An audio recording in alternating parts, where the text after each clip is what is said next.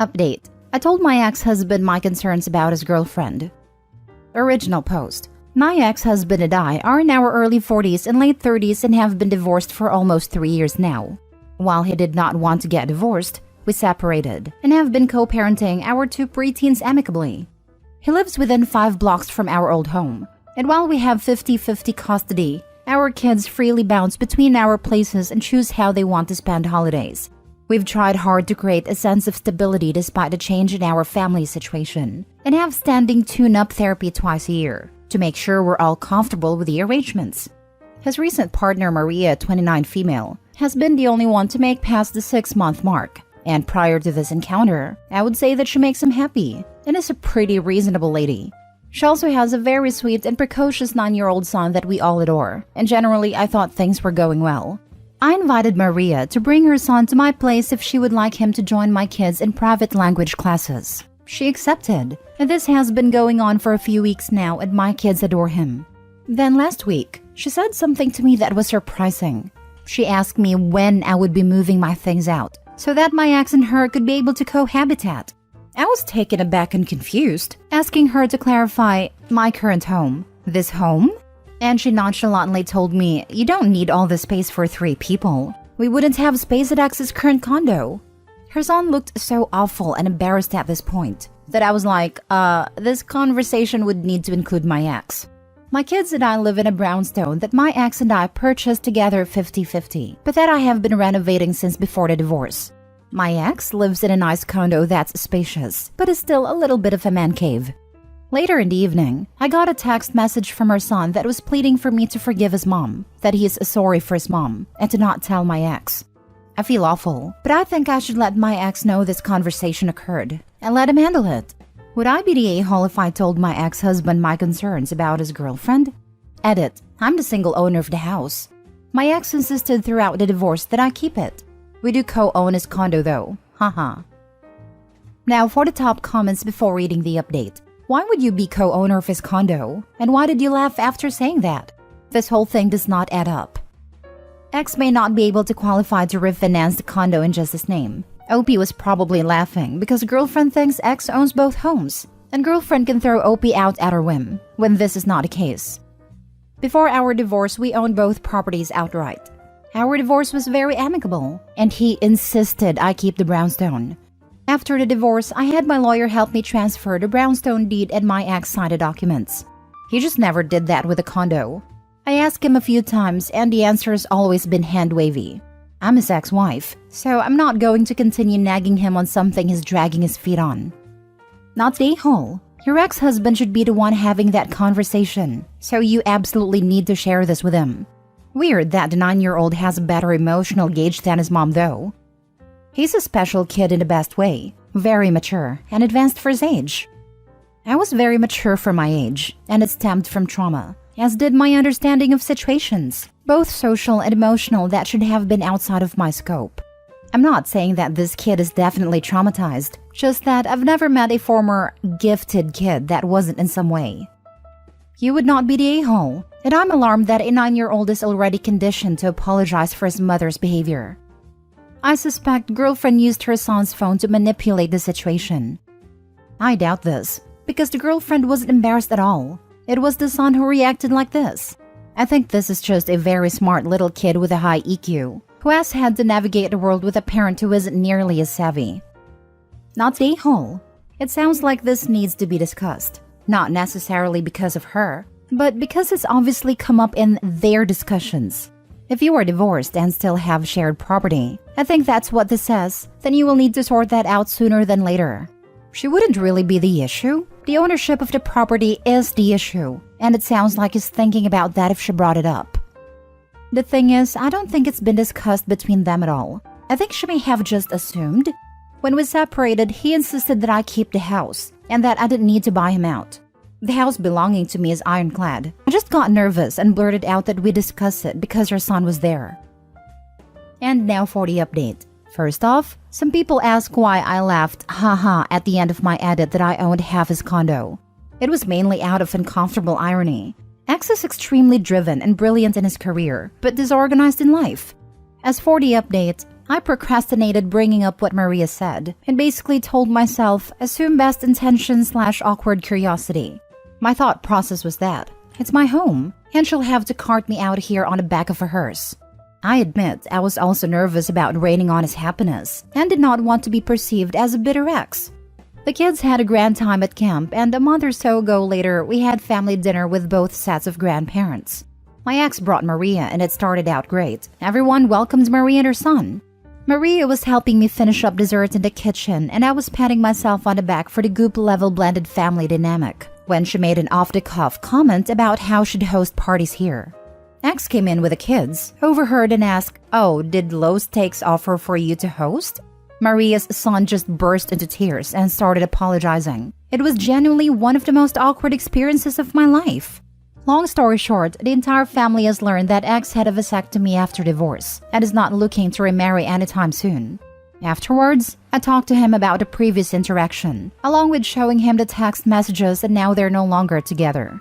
I am worried about Maria's son, although I recognize it's not my place. Unsure what I can do there. Poor Opie and ex. Jesus. I cannot imagine what was going through the girlfriend's head. She thought she'd be the new wife, and he'd move his new family into the bigger place. So bizarre, as it doesn't even sound like younger new girlfriend at Opie's ex-hubby even had any conversations about cohabitating at all. Never mind cohabitate where. Head scratching at girlfriend's assumptions. The reaction from her kid being so immediate and so extreme makes me think that it's a pattern. Honestly, it made me suspect it had been discussed between them, and the ex-husband had said no, and that's why Maria tried to go behind his back and the kid was so upset by it. But even without that, the kid's reaction is hugely telling of something. I feel so bad for the kid. Feels like he was settling into an environment/schedule where he got to do new stuff and see good people on a regular basis. Opie described her children loving him, and now it's all going to get taken away again? Not to mention, I feel like it can be a warning sign when very young children are described as being super mature and understanding for their age.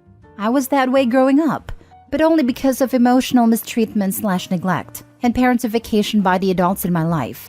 In the long term, it actually stunts you emotionally because you're stuck constantly trying to read the moods of other people and accommodating for what they want. You learn to ignore your own needs and never get to explore who you are as a person in one of the most important developmental phases of your life. Anyone get the sense Maria was looking to hit the jackpot? Also, it stands out to me that her son is so mature according to Opie. Kids grow up fast when they have an irresponsible parent. He was apologizing like she was his child acting a fool. Yes, unfortunately, kids do grow up fast when they have irresponsible parents. I personally know this for a fact. I feel for the little boy. Also, unfortunately, the ability to be mature for your age and having to parent your own parents does not translate you into a mature, functional adult. Most of the time, a young kid's maturity is complex trauma, molding them into still, quiet, vigilant people who know best when not to do anything. Knowing how to avoid triggering your emotionally immature parents does not make you a good romantic partner, say, or help you understand your own feelings to decide what you want. I'm not saying this to dump on a kid, but to empathize. I was also a bright, mature kid. What that actually meant was I sat still at school. Think my adult life had been fulfilling due to this great ability? Next story. Am I the a-hole for telling the mother of my boyfriend's son to run an upgrade on her parenting style? My boyfriend 32 male and I 35 female have been together for 1 year. I haven't got any kids. He has got a 4-year-old son who lives with his mom, my boyfriend's ex. My boyfriend fetches his son every weekend, and he has recently introduced me to his son. We get along really well. He's sweet and very talkative. I have helped raise my nieces and nephews, so I think that I am good with kids. I don't believe in hitting kids. We talk things through, and this has been my approach with my boyfriend's son too. He is always up to something, taking things apart or pressing buttons, but that's because he's curious. I always speak to him calmly and have started explaining things to him. So now, he asks me questions like, "What does this do? What is this?" And we explore things together, so less things being broken. I recently received a call from the mother of my boyfriend's son, asking me to stop using all these new age phrases on her child. She said that my funny things are interfering with her parenting style. Apparently, the boy said, "Don't shout, mommy. Speak soft like auntie." He also said, "Okay, take a deep breath, mommy," whenever she would raise her voice at him. At first, I told her that I wasn't trying to interfere with her parenting style, but that is how I deal with children. But she told me to go make my own kids and then teach them stuff. That hurt me, and I told her that maybe her parenting style needs an update. Now she refuses to let the child be around me, and she is starting to refuse my boyfriend access to his son too because of my interference. My friend thinks that I shouldn't have told her that her parenting needs an update and let my boyfriend handle this instead. And now I feel terrible. Am I the a-hole? Now for the comments. Not the a-hole. She's being ridiculous. Assuming that there's an actual visitation agreement, she cannot unilaterally just do that. X is being pissy. This is a type that will allow a child to be destroyed just to get back at the ex, for whatever reason. Of course, she is probably demonstrating all the reasons she is an ex as well. My parents divorced when I was 1 and used me to hurt each other my entire life. Can confirm that none of this behavior is going to be good for the child. I was 5 and my mom tried to use my little sister and I to hurt my dad and essentially extort him to pay an absurd amount of money. Joke's on her though, I moved in with my dad full-time at 11 and became an attorney because I was so angry at what she had done. Not the a-hole OP. X is being super petty and your parenting style sounds like mine. My son is 3. He is an intelligent and curious little person trying to figure out the world. Patience is a must with small children, and you sound like a wonderful friend/stepmom. Sounds like the 4-year-old is more mature than his mother, and she doesn't like being reminded of the fact by the kid when she loses her temper.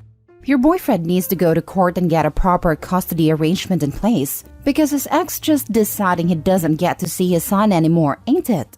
Not the a-hole.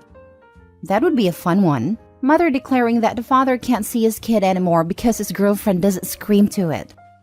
Can you imagine telling the judge you want to change things because the new girlfriend is speaking to your child respectfully and, gasp, explains things to them?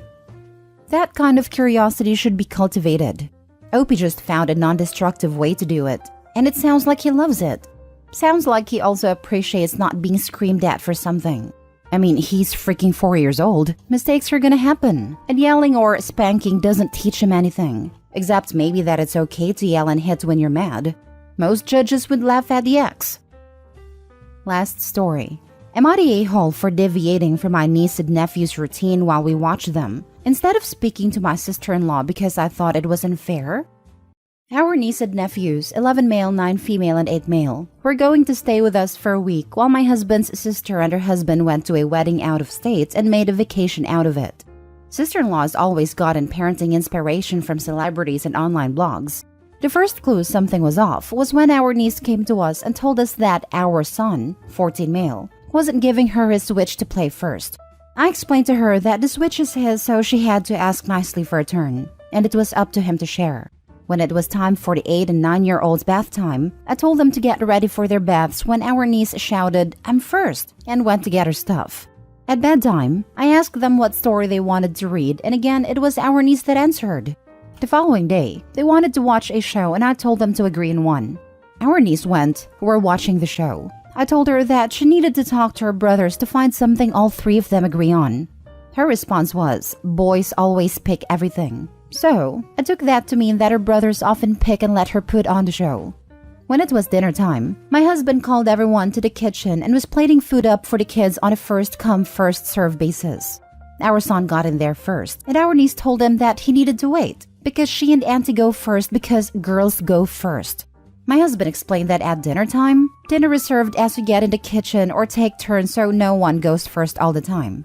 Bath time and bedtime story was the same thing. She wanted to go first and pick first. So I told her since she got to go first with both the night prior, one of her brothers got to go first that night. She said that she was supposed to go first because girls first, and that's how their parents do it. Here's where I may be the a-hole. I explained to her that in our house we share and we take turns. That's how things went for the next 2 days, until their parents called and she told my sister-in-law that we weren't following the rules. I talked to sister-in-law, and she was upset that I changed the kids' routine without talking to her about it first, because she was just trying to provide an environment for her daughter where she would take precedence. I told sister-in-law she never mentioned these rules and routines when she asked us to keep the kids. And even if she had, I wouldn't have agreed to them since they would, and have, impacted my own child. I also told her she's not providing an environment to make her daughter feel valued and special. She's raising her to be entitled and being unfair to her sons. The following day, my husband's parents showed up to pick up the kids. And since then, his relationship with his sister has been strained. Am I the a-hole for deviating from their routine instead of bringing it up to my sister-in-law first? Not the a-hole. Your sister-in-law is sexist and is raising your niece to be sexist as well. At least hopefully the nephews will remember which family they can turn to when they go no contact in high school. Not the a-hole. This has nothing to do with celebrity-style parenting. It's just good old-fashioned favoritism.